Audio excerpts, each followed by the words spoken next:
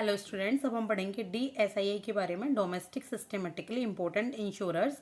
और ये pulse Arihant economy for UPSC का chapter number 10 financial regulatory bodies का ही नेक्स्ट पार्ट है। इससे मैं पहले आपको सेबी, आरबीआई और आईआरडीआई के बारे में सारी इन्फॉर्मेशन दे चुकी हूँ। तो चलिए स्टार्ट करते हैं। DSII क्या होते हैं? Domestic systematically important insurers. समझिए, यानी कि इतने बड़े इंश्योरर्स होते हैं, ये इतनी बड़ी इंश्योरेंस कंपनीज होती हैं कि ये फेल नहीं हो सकती हैं। अगर ये फेल हो जाती हैं तो मार्केट पर काफ़ी ज़्यादा इससे नेगेटिव असर होगा। जो डोमेस्टिक फाइनेंशियल सिस्टम है उसको लॉस होगा।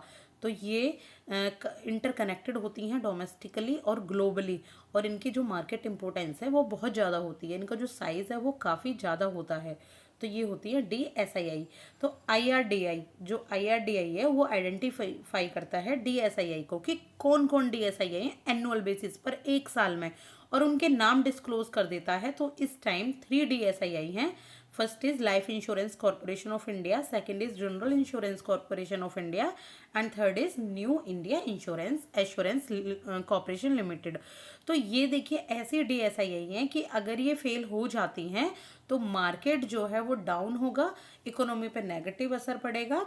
और अगर ये फेल हो जाता है तो जो इंश्योरेंस कराते हैं उनको तो काफ़ी ज़्यादा नुकसान उठाना होगा। तो IRDI क्या करता है कि एनुअल बेसिस पर इनको डिस्क्लोज करता है कि कौन से DSII है, इनके साइज़ के बेस पर, मार्केट में इनकी डिमांड के बेस पर। तो अब देखेंगे DSII को कितनी रिक्वायरमेंट को मीट करना होता है। देखिए, raise the level of corporate governance, इसको अपना कॉरपोरेट गवर्नेंस का लेवल बढ़ाना होता है। यानी कि जो इसकी कंपनी के अंदर जो भी गवर्नेंस चल रही है, जो भी मैनेजमेंट है, जो भी एडमिनिस्ट्रेशन है, तो उसका एक अच्छा लेवल होता है। Identify all relevant risk and promote A sound risk management framework. एक अगर इसमें कहीं भी रिस्क की लगता है कि रिस्क की साउंड है, रिस्क आने वाला है, तो यहाँ रिस्क मैनेजमेंट फ्रेमवर्क लिए जाते हैं। और जितने भी रिस्क अगर लगता है कि आने वाले हैं तो उनको आइडेंटिफाई किया जाता है। इनहेंस रेगुलेटरी सुपरविजन, जो रेगुलेटरी सुपरविजन है उनको इनहेंस किया जाता है। और जो DSII होते हैं वो क्या हैं? बैकड्रॉप है किसकी? International Association of Insurance Supervisors की, आई का। Asking members countries to have regulatory framework for DSII। तो ये रेगुलेटरी फ्रेमवर्क तैयार करती हैं किसके लिए? DSII के लिए।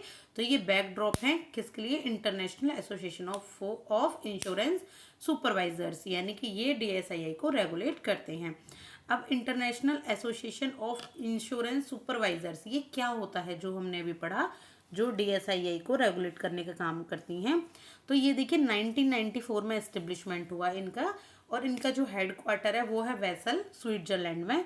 और ये वॉलंटरी मेंबरशिप ऑर्गेनाइजेशन है, ताकि ये इंश्योरेंस कंपनी है उनको सुपरवाइज कर सके और उनको रेगुलेट कर सके। कितनी जूरिस्डिक्शन है इनके पास? 200 जूरिस्डिक्शन है, यानी कि ये 97% जो भी वर्ल्ड का इंश्योरेंस प्रीमियम है उसको कॉन्स्टिट्यूट करती हैं। और इंटरनेशनल स्टैंडर्ड सेटिंग बॉडी होती हैं जो रिस्पॉन्सिबल होती हैं कि वो डेवलप करें और असिस्ट करें और इम्प्लीमेंट करें जितने भी प्रिंसिपल और स्टैंडर्ड बनाए गए हैं किसी भी इंश्योरेंस सेक्टर में, और उनको सुपरवाइज करें। जो IRDI है और IFSC है वो मेंबर हैं IAIS की फ्रॉम इंडिया। तो IAIS क्या है? ये इंटरनेशनल लेवल पर है, और IRDI और IFSC है इसके अंतर्गत काम करते हैं, यानी कि वो इसके मेंबर हैं। तो इसके बाद हम पढ़ेंगे deposit insurance and credit guarantee corporation, DICGC क्या होता है। देखिए, ये एग्जिस्टेंस में आया 1978 में। कब? जब मर्जर हुआ डिपॉजिट इंश्योरेंस कॉर्पोरेशन का और क्रेडिट गारंटी कॉर्पोरेशन का इंडिया में। इन दोनों का जब मर्जर हुआ तो आया deposit insurance and credit guarantee corporation. और ये एक स्टेटरी बॉडी है अंडर किसके? DICGC एक्ट 1961 के अंतर्गत। फुली ओन्ड सब्सिडरी और गवर्न है किसके द्वारा? RBI के द्वारा। ये सर्व करती है एज अ डिपॉजिट इंश्योरेंस। कैसे सर्व करती है? As a deposit insurance and credit guarantee for banks in India. यानी कि इंडिया में जो बैंक हैं उनको ये डिपॉजिट इंश्योरेंस प्रोवाइड करती है और क्रेडिट गारंटी प्रोवाइड करती है। तो कौन कौन से डिपॉजिट इसमें कवर हैं? देखिए, यहाँ दिए गए हैं। तो इसमें है सेविंग्स, फिक्स्ड, करंट, रिकरिंग, यानी कि जो RD होती हैं, etcetera, except the following types of deposits. ये डिपॉजिट्स जो होते हैं ये नहीं है इसमें सिर्फ सेविंग, फिक्स्ड, करंट और रिकरिंग है। तो कौन कौन से नहीं है इसमें? Deposits of the foreign government, deposits of the central and state government, interbank deposits, deposits of the state land development and banks with the state cooperative banks. तो ये इसमें इंक्लूडेड नहीं होते डिपॉजिट्स में। इसके बाद जो बैंक्स होते हैं वो कौन कौन से बैंक्स एप्लीकेबल होते हैं इसमें? किसमें? Deposit insurance and credit guarantee corporation में।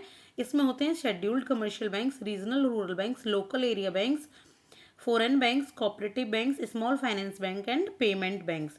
और जो इसकी इंश्योरेंस लिमिट है ये है अप टू 5 लाख, यानी कि 5 लाख तक इंश्योरेंस इसमें किया जा सकता है according to the bank. Account holder पर account holder of the bank, जैसे Damodaran committee 2011 on customer service in banks ने इसके बारे में ये रिकमेंडेशन दी थी। और जो फंड रिलीज है वो 90 डेज में फंड रिलीज होता है to the event of bank coming under RBI moratorium, यानी कि जो भी आरबीआई का मॉरेटोरियम है आरबीआई के अकॉर्डिंग 90 डेज के अंतर्गत फंड रिलीज होता है। जो इंश्योरेंस प्रीमियम्स होते हैं वो किसके द्वारा पे किए जाते हैं? बैंक के द्वारा, ना कि कस्टमर के द्वारा। कौन पे करता है? क्योंकि वही पार्ट होते हैं ना बैंक के। बैंक जो होल्डर है या जो पर अकाउंट होल्डर है बैंक का, वो इसमें इंश्योरेंस खुलवाता है, लेकिन जो है बैंक इंश्योरेंस प्रीमियम प्रोवाइड करता है, ना कि इसमें कस्टमर। ज़्यादा तो कस्टमर का ही पैसा है, लेकिन कस्टमर पहले पैसा अपना बैंक में जमा कराता है, फिर बैंक इसमें इंश्योरेंस प्रीमियम प्रोवाइड करता है। इसको किसको? DICGC को। इसके बाद पढ़ेंगे export credit and guarantee corporation limited. ECGC क्या होते हैं? देखिए एस्टेब्लिश हुए 1957 में और ये हैं wholly owned by the ministry of commerce and industry. कौन सी मिनिस्ट्री है? Ministry of commerce and industry, ECGC के बारे में। और इनका एम क्या है? इनका एम है कि एक्सपोर्ट को प्रमोट करें क्रेडिट इंश्योरेंस प्रोवाइड करा के। किसको? एक्सपोर्टर्स को against non payment risk by the overseas buyers due to commercial and political reason.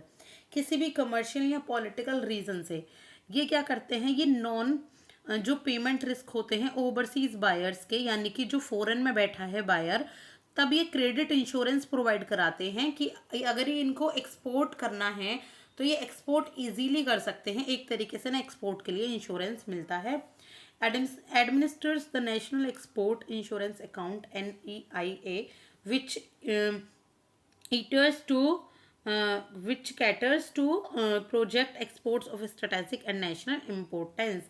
तो ये क्या एडमिनिस्टर करते हैं? ये करते हैं नेशनल एक्सपोर्ट इंश्योरेंस अकाउंट, जो कैटर करता है किसके साथ? प्रोजेक्ट एक्सपोर्ट के साथ, स्ट्रेटेजिक और जो नेशनल इम्पोर्टेंस के लिए बहुत ज़्यादा ज़रूरी और इम्पोर्टेंट होते हैं। इसके बाद है इकोनॉमिक सर्वे 2022-23 ऑब्जर्वेशन क्या कहती हैं? देखिए जो इंश्योरेंस पेनिट्रेशन है इसका मतलब क्या होता है? Ratio of total insurance premiers to GDP, यानी कि GDP में जितना भी टोटल इंश्योरेंस प्रीमियम का रेशियो है वो होता है इंश्योरेंस पेनिट्रेशन। और जो इंश्योरेंस डेंसिटी क्या होती है? ये होती है ratio of insurance premiums to population, यानी कि पॉपुलेशन कितनी है और रेशियो ऑफ इंश्योरेंस प्रीमियम कितना है, यानी कि इंश्योरेंस प्रीमियम्स पर कैपिटा। ये क्या होती है? Insurance density.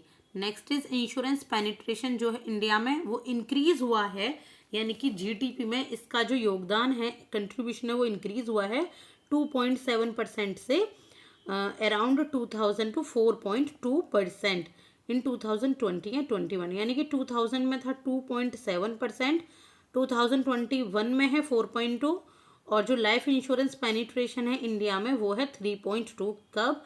इन 2021। और 2021 में जो लाइफ इंश्योरेंस कॉन्स्टिट्यूट करता है around 76% and remaining 24% of non life insurance, यानी कि जितना भी लाइफ इंश्योरेंस लोग कराते हैं 76% है लाइफ इंश्योरेंस और 24% है नॉन लाइफ इंश्योरेंस, यानी कि मटेरियल से रिलेटेड, आप व्हीकल से रिलेटेड जो भी इंश्योरेंस कराते हैं तो वो 24% है। इसके बाद नेक्स्ट वीडियो में हम करते हैं insurance scheme. These are very important schemes, और फिर ये चैप्टर जल्दी ही आई थिंक फिनिश हो जाएगा। 1 या 2 वीडियो मुश्किल से लगेंगी इसको। तो thank you so much. Please like कीजिए, सब्सक्राइब कीजिए, ताकि मुझे मोटिवेशन मिल सके कि मैं और आपके लिए अच्छी वीडियो बनाऊं और आपकी एग्ज़ाम्स में आपको कंट्रीब्यूट कर पाऊं। Thank you so much.